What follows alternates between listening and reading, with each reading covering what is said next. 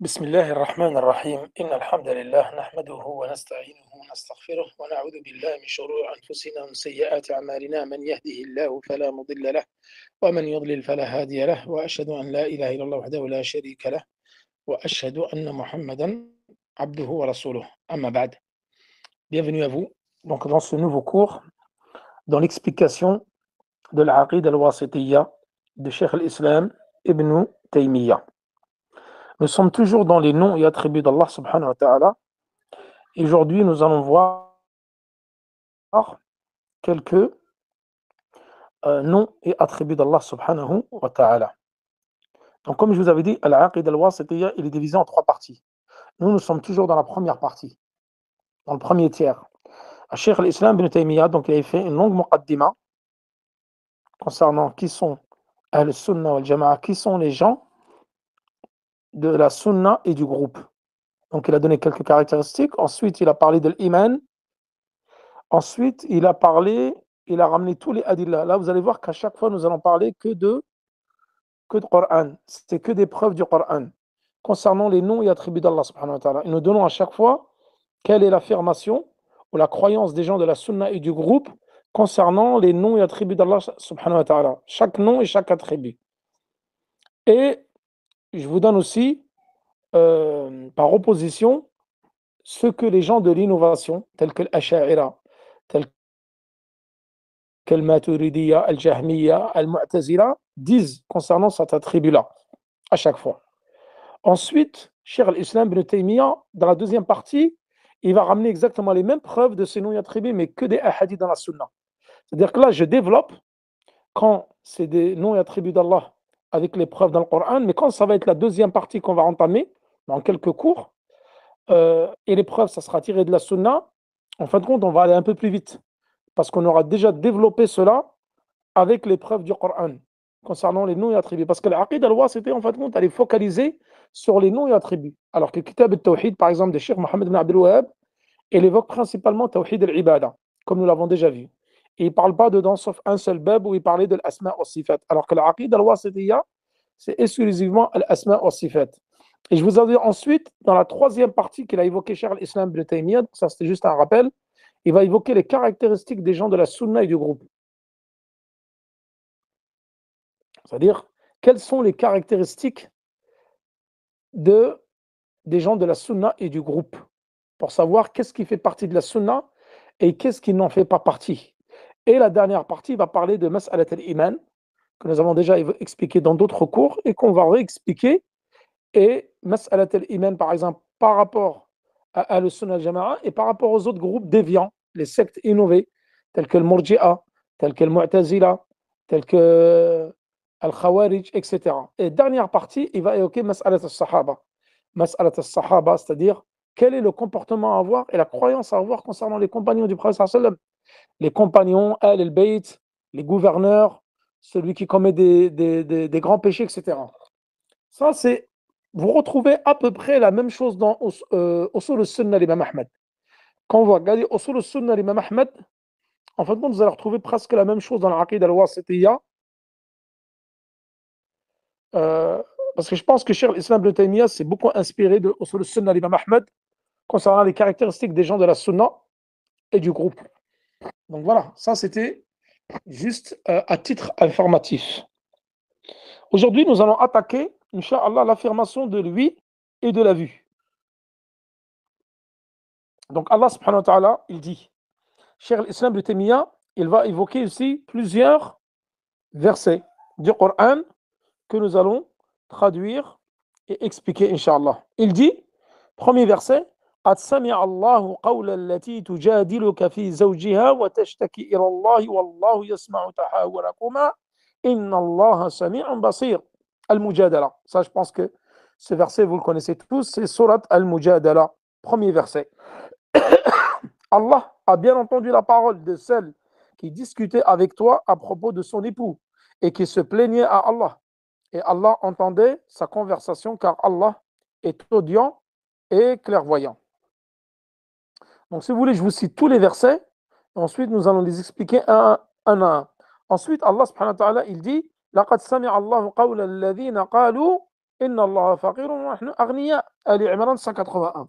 Allah a certainement entendu la parole de ceux qui ont dit Allah est pauvre et nous sommes riches. Ali Imran 181. Ensuite, Am yahsabuna anna la nasma'u sirrahum wa najwahum bal wa rusuluna ladayhim yaktubun. Az-Zukhruf 80.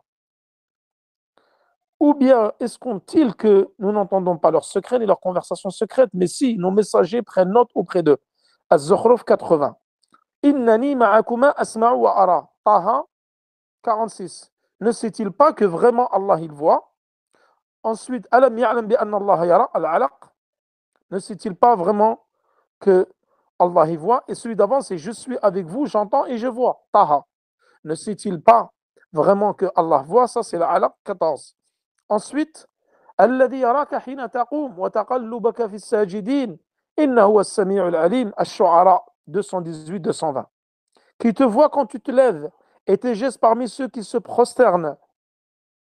Et c'est lui l'audient, l'omniscient. Et le dernier verset, وقوله وقول اعملوا فسيرى الله عملكم ورسوله عفوا والمؤمنون. At-Tawbah verset 105. Et dit œuvrez, car Allah va voir ton œuvre, de même que son messager et les croyants. At-Tawbah, le repentir, verset 105. Donc là, Cheikh al-Islam Ibn Taymiyyah, il a évoqué ici plusieurs versets pour venir affirmer l'attribut de lui et de la vue. 4, 6, 7.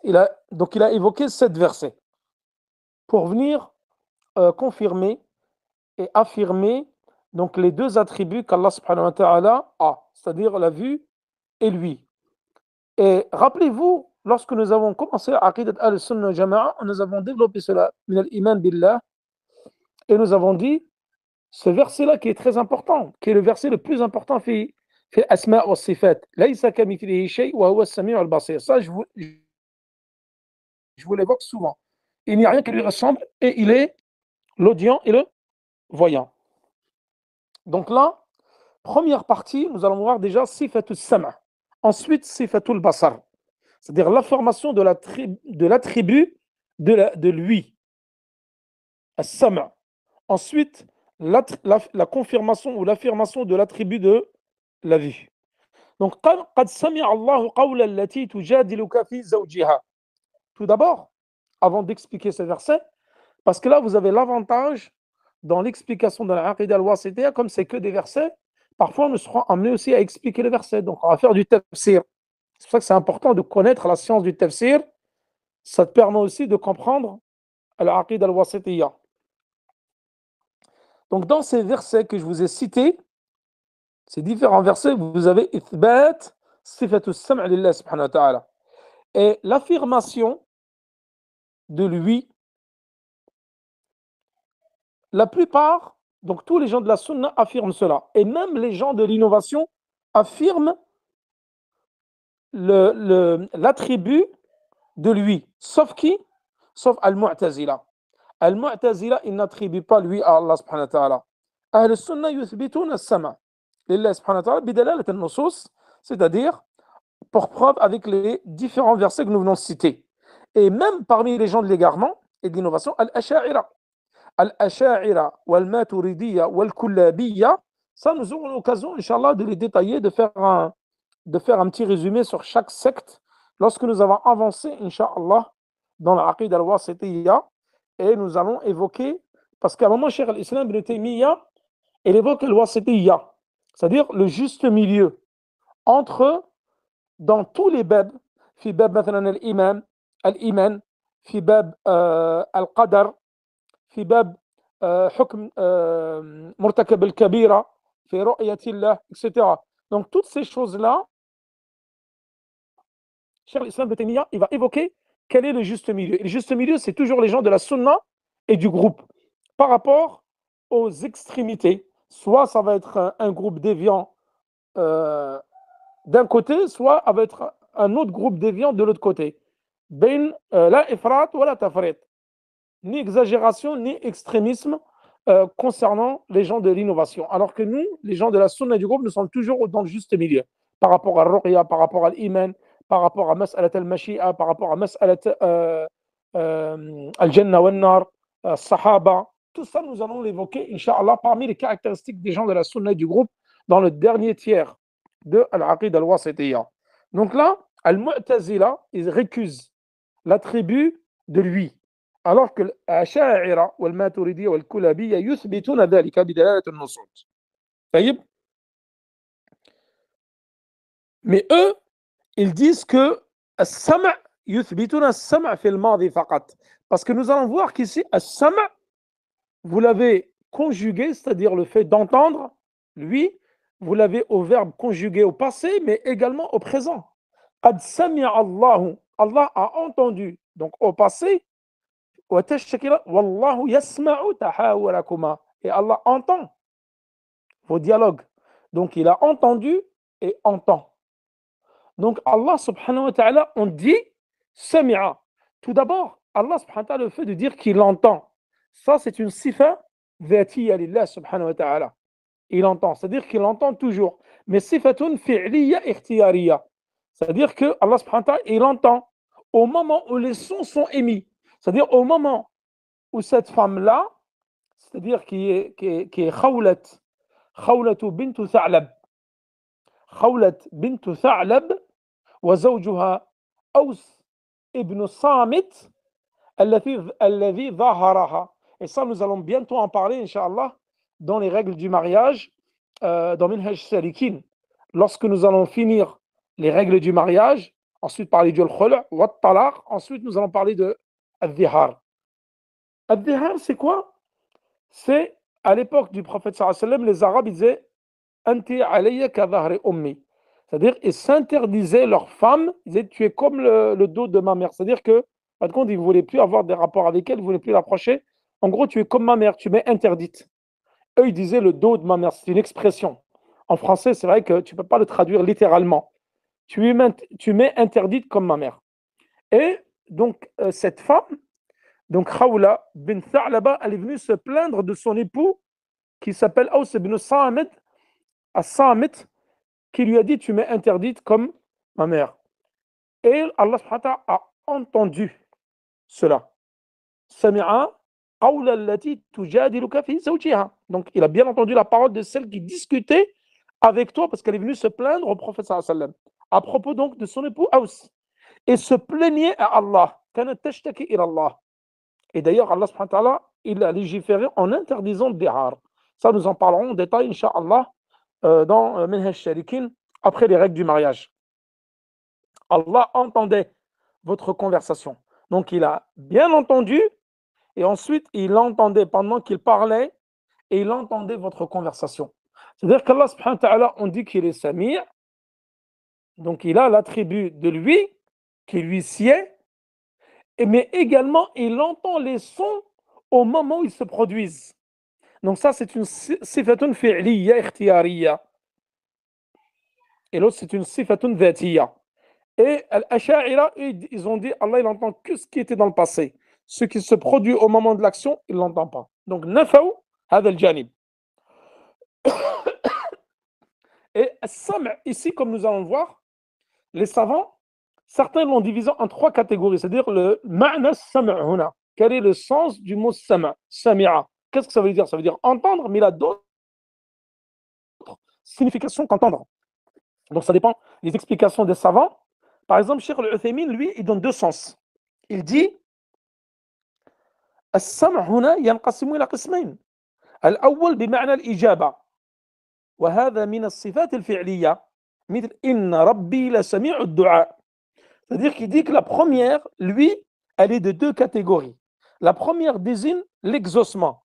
Quand tu dis par exemple Sami'a Allahu liman hamida, Sami'a ici, ça ne veut pas dire il a entendu, ça veut dire il a répondu, il a exaucé ton invocation. Liman hamida, celui qui lui a fait des louanges, en parlant de nous, celui qui fait des louanges à Allah, Allah il a entendu, donc il a exaucé son invocation, pardon.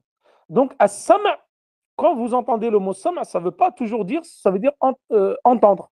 Ça peut vouloir dire également, comme c'est le cas ici, l'exaucement.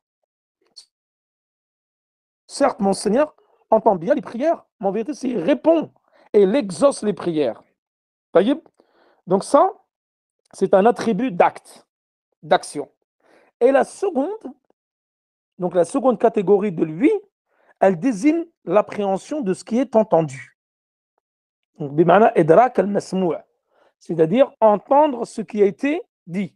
Et cela, c'est un attribut relatif à l'essence. طيب وهذا من الصفات الذاتية. Donc c'est pour ça que je vous ai dit, as-sam', il est de deux catégories. Parfois, ça peut être un attribut d'action, sami Allahu liman hamida, et aussi yasma'u tahawurakuma, il entend vos conversations. Ça, c'est un attribut d'action. Qad sami Allah, il a entendu. Et Allah, il entend tout le temps. Ce qui est passé, l'avenir et ce qui ne va pas se passer, il entend tout. Donc ça, c'est un attribut qui est relatif à l'essence. Taïb. Donc là, lorsque Allah subhanahu wa ta'ala dit Innani ma'akuma asma'u wa ara, ça nous allons le voir après, fi mas'alat al-ru'ya, c'est-à-dire la vue. La vue, nous allons voir qu'il y a trois termes qui disent la vue. Ara, wa yanzuru, il regarde, et innani ma'akuma, ça c'est lorsqu'il parlait de Moussa Haroun alayhi salam, lorsqu'il les a envoyés à Pharaon. Innani ma'akuma asma'u wa ara, je suis avec vous. وهذه تدل على المعية الخاصة. Et ça, nous allons le voir, Inch'Allah, peut-être dans 3 cours. Al-Ma'iyya. Et nous l'avons déjà expliqué dans Aqid al-Sunnah al-Jama'a. Al-Ma'iyya, al-Amma wa al-Khassa. Al-Amma, bima'na al-Ihata. C'est-à-dire celle qui, par sa science, Allah subhanahu wa ta'ala, il est avec nous par sa science. Et la deuxième, al-Khassa. Lil mu'minin, wal-Anbiya, wal-Salihin, wal-Mursalin. Et ça veut dire le secours et le soutien. Comme Allah subhanahu wa ta'ala dit, je suis avec vous, j'entends et je vous vois. C'est-à-dire, il est avec nous en nous secourant, en nous préservant, en nous soutenant. Ça, nous aurons l'occasion d'en parler, Inch'Allah, dans peut-être 3 cours, Inch'Allah. Al-Ma'iyya. Nous détaillerons Al-Ma'iyya al-Khassa ou Al-Amma et quelle est la différence entre Al-Ma'iyya al-Amma générale et Khassa particulière. Et certains, ils divisent As-Sam' en 3 catégories. Le premier, سمع متعلق بالمسموعات متعلق بالمسموعات لقد سمع الله قول التي أو لقد سمع الله قول الذين قالوا إن الله فقير ونحن أغنياء. Donc ça, Allah subhanahu wa ta'ala, il a entendu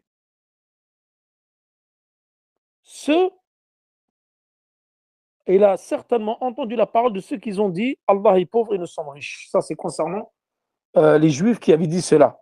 Donc ça, c'est متعلق بالمسموعات, c'est-à-dire tout ce qui est entendu. Il entend tout. هذا سمع للأصوات. Et également, le verset s'applique aussi à cette catégorie de sam'. قد سمع الله قول التي تجادلك في زوجها وتشتكي إلى الله. Donc ces deux versets-là, on les met dans cette catégorie-là. Mais d'entendre les paroles, d'entendre les sons. Le deuxième, سمع متعلق بالمعاني. C'est pour ça qu'en français, vous avez une différence entre entendre et écouter. Entendre et écouter. Ces deux verbes qui sont relatifs au son, mais il y en a un qui nécessite la compréhension en plus. Tu peux entendre quelqu'un, mais tu n'as pas forcément écouté. Écouter, donc, c'est avec l'intention et la compréhension en plus. Et d'ailleurs, ce verset-là du Coran, pour illustrer ses propos, Allah subhanahu wa ta'ala dit وَكَانُوا لَا يَسْتَطِيعُونَ سَمْعًا. Surat Al-Kahf, verset 101. كَانُوا لَا يَسْتَطِيعُونَ سَمْعًا. C'est-à-dire qu'ils étaient où ils ne pouvaient pas entendre. Mais ici, ce n'est pas dans le sens d'entendre les sons, c'est dans le sens de comprendre. Écouter, comprendre. بمعنى السمع الإدراك والفهم والعقل. C'est-à-dire comprendre. Tu entends des paroles, mais dans le sens de les comprendre. Et le troisième, et d'ailleurs, un autre verset qui vient illustrer cela, أم تحسب أن أكثرهم يسمعون أو يعقلون. يسمعون ici, بمعنى يفهمون. Tu penses que la plupart d'entre eux entendent, mais ce n'est pas le verbe entendre, c'est le verbe comprendre. أو يعقلون. Et le troisième, sam'un bima'na al-ijaba, exaucer. L'exaucement, comme je l'ai cité tout à l'heure. Sami'a Allahu liman hamida. C'est-à-dire, ajaba Allahu su'ala man hamida. Allah il répond à l'invocation de celui qui l'a glorifié et celui qui lui a fait des éloges. Taïb. Ensuite, nous allons passer à la deuxième phase. C'est celle de Ar-Ru'ya, la vue. Taïb. Donc là, Allah subhanahu wa ta'ala il dit Innani ma'akuma asma'u wa ara. En parlant de Surat Taha 46, en parlant de Moussa wa Haroun, alayhim salam, lorsqu'il les a envoyés à Pharaon. Je suis avec vous, j'entends et je vois. Donc, c'est-à-dire, cette catégorie-là, elle désigne le secours et le soutien. En parlant donc de Moussa et de Haroun, alayhi salam. Alladhi yaraka hina taqum, celui qui te voit. Hina taqum wa taqallubaka fi sajidin, inna huwa as-sami'ul alim.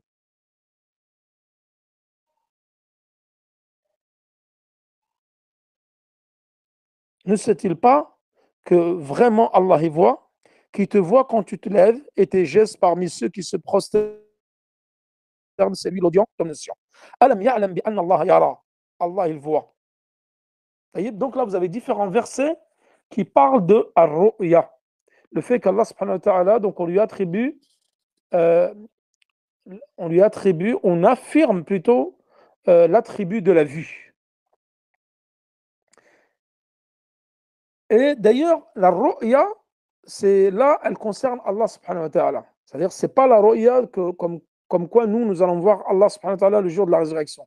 Cette ru'ya-là, qu'on appelle ru'yatillah, celle-là, c'est une autre mas'ala que nous allons traiter dans quelques cours. Peut-être dans 2 cours, Inch'Allah, ou 3 cours. Juste avant ou après le ma'iyya. Ru'yatillah, lil mu'minin yawm al-qiyamah. Ça, j'en avais parlé déjà dans Aqidat al-Sunnah al-Jama'a. Le fait que les croyants vont voir Allah subhanahu wa ta'ala à 2 reprises. Fi asarat al-qiyamah wa fi al-jannah. Et ça, nous allons amener tous les arguments concernant cela et réfuter les sectes égarées qui récusent et réprouvent le fait que les musulmans vont voir Allah subhanahu wa ta'ala le jour de la résurrection. Donc, dans ces versets-là, vous avez 3 choses. Vous avez mas'alat al-ma'iyya, le fait qu'Allah subhanahu wa ta'ala il est avec nous. Et vous avez mas'alat al-sam' que nous avons déjà vu, et mas'alat al-ru'ya, le fait qu'Allah subhanahu wa ta'ala nous voit. Innani ma'akuma, ay bin nasr wa ta'yid wa tawfiq wal i'ana, c'est-à-dire avec le secours, avec la préservation et avec son aide. هذه معية خاصة. On dit que ça c'est une ma'iyya spécifique. Elle est pour les musulmans, les croyants, pour les prophètes, les envoyés, les pieux, etc.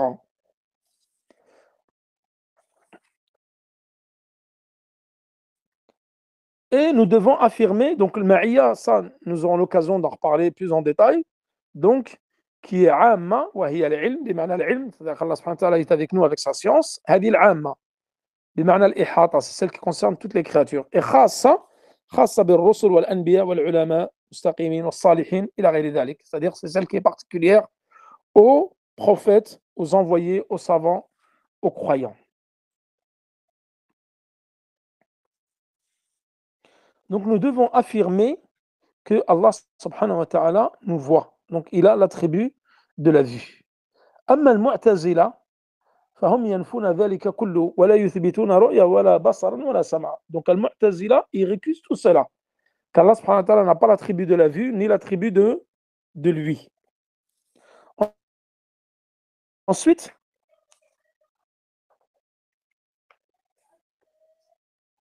Allah subhanahu wa ta'ala, nous allons passer aux autres attributs. وهو شديد المحال. Donc là, l'affirmation de la ruse, du stratagème pour Allah subhanahu wa ta'ala le très haut comme il lui sied. Donc là, il a cité également différents versets. Donc ils sont au nombre de 4 que nous allons voir maintenant. وهو قوله تعالى وهو شديد المحال.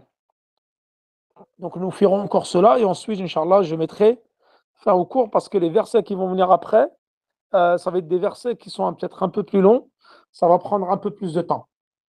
Donc là, وهو شديد المحال, Ar-Ra'd, verset 13. Alors qu'il est redoutable en sa force.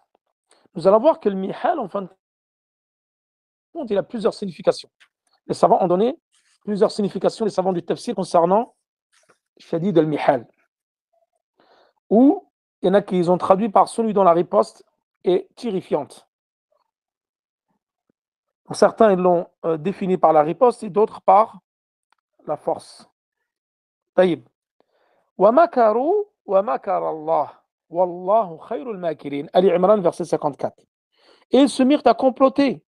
Et Allah a fait échouer leur complot. Et c'est Allah qui sait le mieux leur machination. Ali Imran 58. Ils ourdirent une ruse et nous ourdîmes, une ruse sans qu'ils s'en rendent compte. An-Naml, verset 50. Et sa parole, Innahum yakiduna kaida wa akidu kaida. At-Tariq, verset 15 et 16. At-Tariq 15 et 16. Ils se servent d'une ruse et moi aussi je m'en sers de mon plan. Donc Allah subhanahu wa ta'ala qui évoque cela. Donc là, Al-Mihal, c'est quoi?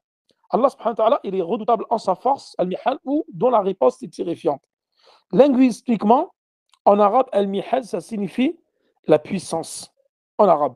Mais ça voulait dire aussi puissant dans le stratagème. C'est-à-dire qu'Allah subhanahu wa ta'ala, il a la riposte ou le stratagème puissant, très fort. Et certains, ils ont dit Al-Mihal, comme Ibn al-Arabi, il a dit Al-Mihal, c'est la ruse. Donc Allah subhanahu wa ta'ala est donc puissant dans son stratagème et sa ruse. Et la ruse de la part d'Allah subhanahu wa ta'ala consiste à faire parvenir ce qui est détestable à celui qui le mérite sans qu'il s'en rende compte. Et nous allons voir que sifat al-makr ou al-mihal ou al-kaid, c'est-à-dire la ruse, la stratégie, ce ne sont pas des noms qui c'est à Allah subhanahu wa ta'ala, mais ce sont des actions. Et nous allons voir que de façon absolue, il est interdit de dire qu'Allah subhanahu wa ta'ala est rusé, ou qu'Allah subhanahu wa ta'ala, par exemple, makir, Allah subhanahu wa ta'ala makir, ou Allah subhanahu wa ta'ala kaïd. Nous n'avons pas le droit de dire cela de façon absolue, mais tu le dis de façon restreinte. C'est-à-dire ces versets-là, ils ont été employés fi al-muqabala. C'est-à-dire lorsque quelqu'un essaie de ruser, Allah subhanahu wa ta'ala, pour contrer sa ruse, il va venir donc dire qu'il a rusé en contrepartie ou par opposition à la ruse des Juifs concernant Isa alayhi salam, parce qu'ils ont voulu le tuer dans leur stratagème et Allah subhanahu wa ta'ala leur a dévoilé leur stratagème et a rusé contre eux par opposition en réponse à leur ruse. Et lorsqu'également les Qurayshites, ils ont essayé de tuer le prophète sallallahu alayhi wa sallam, ils ont manigancé, ils ont rusé pour qu'ils puissent tuer le prophète sallallahu alayhi wa sallam, comme nous allons le voir, et Allah subhanahu wa ta'ala a retourné leur ruse contre eux. Donc Shadid al-Mihal, c'est quoi? C'est Shadid al-Quwa, donc celui qui a la force puissante ou, comme nous l'avons expliqué, donc redoutable en sa force. Il y a deux explications, comme les savants ils ont donné. Ou celle que nous avons, dont la riposte est terrifiante. Et ils se mirent à comploter, Allah complota, et c'est Allah qui est le maître, regardez, le maître en stratagème. Ils ourdirent une ruse et nous ourdîmes une ruse sans qu'ils s'en rendent compte. Ils se servent d'une ruse et moi aussi je prépare une ruse. Donc la signification de ces trois termes, qui est la ruse, le complot et la riposte, est proche. Al-makr wal-kaid wal-mihal, ce sont des termes qui sont proches. Donc c'est l'accession par des moyens subtils à la vengeance contre l'ennemi. Donc là, il n'est pas permis de décrire Allah subhanahu wa ta'ala de façon absolue par ses attributs, mais plutôt, comme je vous ai dit, dans un sens restreint. Donc dans l'absolu, ces attributs-là renferment l'éloge et le blâme. Al-madh wa al-dham, comme ils ont dit les savants. Donc comme ils renferment deux choses qui sont diamétralement opposées, alors dans l'absolu, tu ne peux pas décrire Allah subhanahu wa ta'ala par ces termes de façon absolue, mais plutôt dans un sens qui est restreint. Donc Allah subhanahu wa ta'ala, pour pureté à lui, est dépourvu de tout attribut pouvant englober le blâme. Donc Allah subhanahu wa ta'ala, nous ne pouvons pas lui attribuer quelque chose de blâmable. Mais dans un sens restreint, cela devient permis. Quand on décrit Allah par ses attributs dans le sens où ils sont un éloge, ne renfermant aucun blâme. Donc indiquant sa science, son omnipotence et sa force. Ça, c'est l'explication qu'a donnée Cheikh Al-Uthaymin dans Sharh al-Aqid al-Wasitiyya. Donc ici, c'est permis puisqu'ils indiquent pour Allah subhanahu wa ta'ala la perfection d'Allah subhanahu wa ta'ala. Donc lorsqu'ils sont indiqués, non pas dans le blâme, mais dans l'éloge, alors ils indiquent forcément la perfection d'Allah subhanahu wa ta'ala. Et cela prouve qu'Allah subhanahu wa ta'ala, le Très-Haut, il est doté de ces attributs qui se trouvent dans ces versets-là. Mais ce ne sont pas des noms qu'on attribue à Allah. On ne dit pas qu'Allah c'est le comploteur ou le rusé, etc. Non, mais ce sont des actions. Et fi bab al-asma' wa sifat, les actions sont plus vastes que, euh, que les noms. D'ailleurs, j'espère qu'un jour nous aurons l'occasion d'expliquer Al-Qawa'id al-Muthla, qui est un livre très important de Cheikh Al-Uthaymin. En fin de compte, ces qawa'id-là, ces règles-là dans les noms et attributs te permettent de comprendre mieux l'Aqid al-Wasitiyya. En réalité, c'était une bonne introduction à ce livre-là, pour bien comprendre les noms et attributs. Il y a des règles très spécifiques qu'il convient d'apprendre pour justement bien comprendre les noms et attributs. Et justement, il y a les noms d'Allah subhanahu wa ta'ala, il y a l'action et il y a l'information.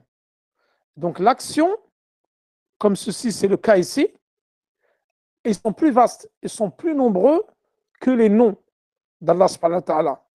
Et l'information, elle est plus vaste encore, le champ de l'information est plus vaste que le champ de l'action. Et le champ de l'action, il est plus vaste que le champ des noms. Et ça, nous en avons déjà parlé dans Kitab al-Tawhid, dans certains bêtes. Mais, Inch'Allah, nous aurons l'occasion d'en revenir et nous dicterons, Inch'Allah, quelques règles au fur et à mesure de l'explication de la Aqid al-Wasitiyya. Donc là, Cheikh Al-Uthaymin, il dit, il n'est pas permis de tirer des noms divins de ses attributs.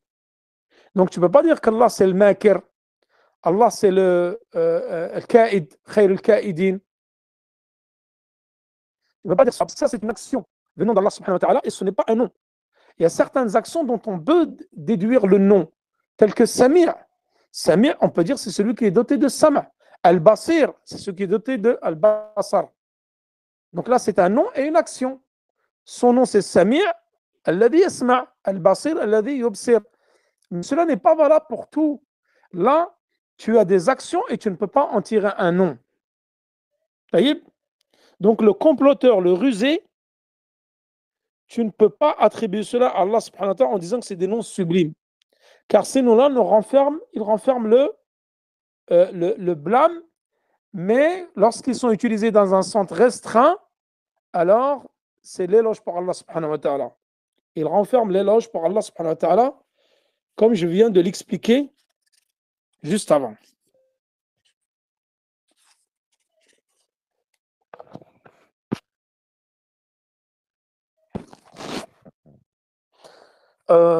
Je vais voir si je vais peut-être continuer encore ou c'est bon. Je ne sais pas à quelle heure on a commencé. On a commencé à quelle heure exactement?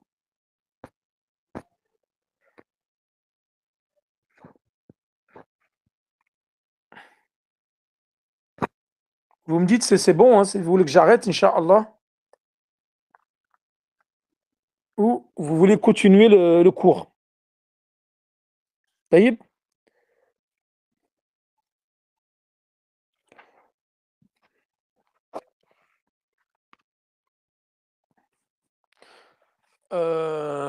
Taïb, je vais continuer encore juste 5 minutes, Inch'Allah, concernant l'attribut, la description d'Allah subhanahu wa ta'ala par l'absolution, le pardon, la miséricorde, la puissance et l'omnipotence. Si vous voulez, on peut encore rajouter 5 minutes de cours. Qu'est-ce que vous en pensez? Ou sinon, on a commencé à 20h20. Vas-y, la baisse, la baisse. Bon, je ne vais pas trop rallonger le cours, Inch'Allah. Je ne vais pas trop rallonger le cours. La semaine prochaine, nous parlerons de ces noms et attributs-là et on continuera, Inch'Allah, encore 1 ou 2 cours et après, on va attaquer l'attribut de. On va parler de Ar-Rahman. On va parler de Al-Arsh, Al-Istiwa. Ça, nous allons le développer un peu plus. Ensuite, Sifat al-Ma'iyya et ensuite Sifat al-Ru'ya. Al-Ru'ya, ensuite Al-Kalam, Sifat al-Kalam, Al-Qur'an, etc. la parole d'Allah subhanahu wa ta'ala.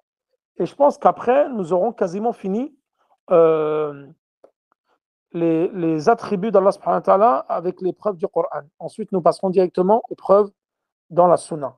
Wa sallallahu ala nabina Muhammad wa ala alihi wa sahbihi wa sallam. Wallahu ta'ala a'la wa a'lam. Et je vous donne rendez-vous, Inch'Allah, demain pour Minhaj Shalikin, à peu près à la même heure, après le Maghrib, parce qu'on m'a dit que le Maghrib c'était à 8h30, donc je commencerai le cours à 9h moins quart, Inch'Allah. 9h moins quart, et ça sera sur les interdits dans le mariage. Les interdits, c'est-à-dire toutes les relations interdites et toutes les femmes que tu ne peux pas épouser. Et nous allons voir qu'elles sont de deux catégories. Et je vous donne rendez-vous à demain. Assalamu alaikum wa rahmatullahi wa barakatuhu.